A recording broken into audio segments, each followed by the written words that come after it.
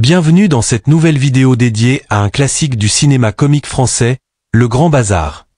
Sorti en 1973, ce film réalisé par Claude Zidi met en scène les célèbres Charlots aux prises avec l'essor des grandes surfaces. Aujourd'hui, nous allons découvrir l'évolution de 8 acteurs majeurs du film. C'est parti pour un retour en arrière sur leur carrière. 1. Gérard Rinaldi. Connu sous le nom de Gérard. Gérard est l'un des 4 amis inséparables qui luttent contre la domination des grandes surfaces pour sauver le petit commerce de Monsieur Benoît. C'est un personnage optimiste et débrouillard. Après Le Grand Bazar, Gérard Rinaldi a continué à faire partie du groupe Les Charlots, avant de se tourner vers le doublage et la télévision. Il a prêté sa voix à des personnages d'animation et a également participé à des émissions télévisées. Gérard Rinaldi est décédé en 2012. Il avait 31 ans en 1973 et il est décédé en 2012 à l'âge de 69 ans. 2. Gene Saris. Connu sous le nom de Jean. Jean est un membre énergique du groupe d'amis qui partagent des aventures rocambolesques pour sauver le commerce de quartier.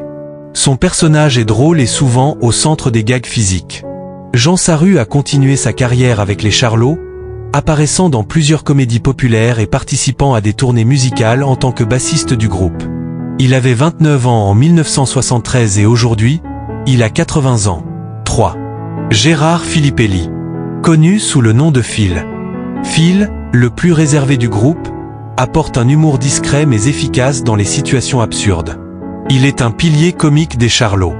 Après Le Grand Bazar, Gérard Filippelli a continué sa carrière au sein des Charlots, avant de se retirer progressivement du monde du spectacle pour vivre une vie plus tranquille. Il avait 29 ans en 1973 et aujourd'hui, il a 80 ans. 4. Michel Galabru. Connu sous le nom de Monsieur Benoît. Monsieur Benoît est le propriétaire de la petite épicerie que les Charlots cherchent à sauver des grandes surfaces. Son personnage est à la fois chaleureux et dépassé par les événements. Michel Galabru, déjà une figure incontournable du cinéma français, a continué à enchaîner des rôles dans des comédies et des drames tout au long de sa carrière, avant de s'éteindre en 2016.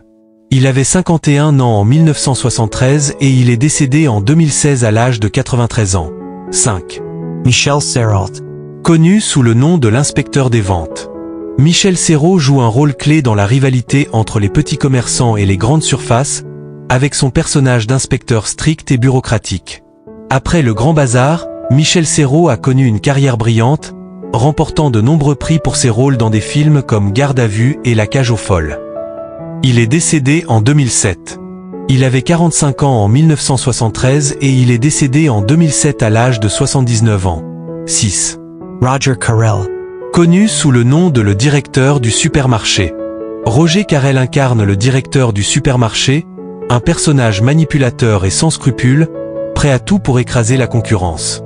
Roger Carrel a poursuivi une carrière prolifique dans le doublage, prêtant sa voix à des personnages légendaires comme Astérix et Winnie l'ourson, avant de décéder en 2020. Il avait 46 ans en 1973 et il est décédé en 2020 à l'âge de 93 ans. 7. Coluche. Connu sous le nom du client grognon. Coluche fait une apparition en tant que client grognon dans l'épicerie de Monsieur Benoît. Son humour acide apporte une touche unique au film. Après Le Grand Bazar, Coluche est devenu une figure emblématique de la comédie française et un militant pour la justice sociale avec la création des Restos du Cœur. Il est décédé en 1986 dans un accident de moto. Il avait 29 ans en 1973 et il est décédé en 1986 à l'âge de 41 ans. 8. Jacques Seiler. Connu sous le nom du patron du garage. Jacques Seiler joue le rôle du garagiste complice des Charlots dans leur tentative pour saboter l'essor des grandes surfaces. Jacques Seiler est surtout connu pour son rôle du sergent Bellec dans la série des Bidas.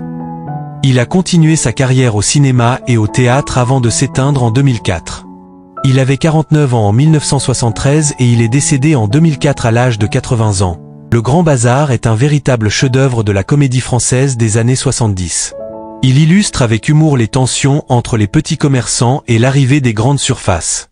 Grâce à l'interprétation énergique des Charlots et aux performances d'acteurs légendaires comme Michel Galabru et Coluche, ce film a laissé une empreinte durable dans l'histoire du cinéma comique.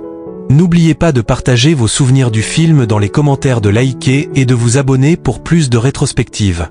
Le Grand Bazar, réalisé par Claude Zidi et sorti en 1973, est un film qui a marqué une époque en France, grâce à l'humour débridé des Charlots, un groupe comique composé de Gérard Rinaldi, Jean Sarru, Gérard Filippelli et Jean-Guy Fechner. Ce film raconte l'histoire de 4 amis farfelus qui tentent de sauver une petite épicerie de quartier, tenue par Monsieur Benoît, face à l'invasion des grandes surfaces. Le film aborde, de manière comique, le thème de la résistance des petits commerçants face à la montée du capitalisme et de la société de consommation. Le succès de Le Grand Bazar tient en grande partie à l'alchimie entre les membres des Charlots, qui étaient déjà des figures populaires en France à l'époque, grâce à leur rôle dans des films comme Les Fous du Stade ou encore Les Bidas en folie. Leur humour potache, souvent basé sur des situations absurdes et des gags visuels, a fait de ce film une comédie culte. Leur style, à la fois léger et déjanté, a trouvé un large public, particulièrement chez les jeunes générations des années 1970. Leur esprit d'équipe, toujours prêt à se lancer dans des plans ingénieux, a créé une dynamique comique irrésistible. Mais au-delà de l'humour, Le Grand Bazar se distingue par sa critique subtile des transformations sociales et économiques en cours à l'époque. À travers l'histoire des petits commerçants face à l'arrivée des supermarchés, le film met en lumière la difficulté des petits indépendants à survivre face à des géants économiques. Les épiceries, boulangeries et autres petits commerces locaux étaient en déclin, alors que les grandes surfaces prenaient peu à peu le contrôle du marché. Si cette question est abordée de manière légère et humoristique dans le film, elle reflète néanmoins une réalité sociale bien plus sérieuse. Le personnage de Monsieur Benoît, joué brillamment par Michel Serrault, incarne cette figure du petit commerçant menacé. Son personnage est sympathique, honnête et profondément attaché à son métier, à l'opposé du directeur du supermarché concurrent, qui incarne la froideur et l'avidité des grandes entreprises.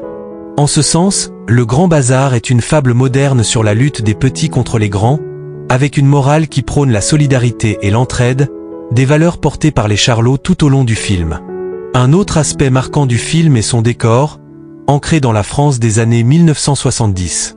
Le film montre des scènes de la vie quotidienne, avec des références à la culture populaire et à la vie de banlieue. Les Charlots vivent dans une camionnette, se débrouillent avec les moyens du bord, et leur style de vie un peu bohème contraste avec la rigueur des grandes surfaces modernes. Ce décalage entre l'ancien et le moderne, entre les traditions et la nouveauté, est au cœur de la dynamique comique du film. En plus de ses acteurs principaux, Le Grand Bazar s'appuie sur des seconds rôles de qualité, notamment Roger Carrel en directeur du supermarché, et Jacques Legras en gendarme maladroit, ajoutant encore plus de moments drôles et cocasses.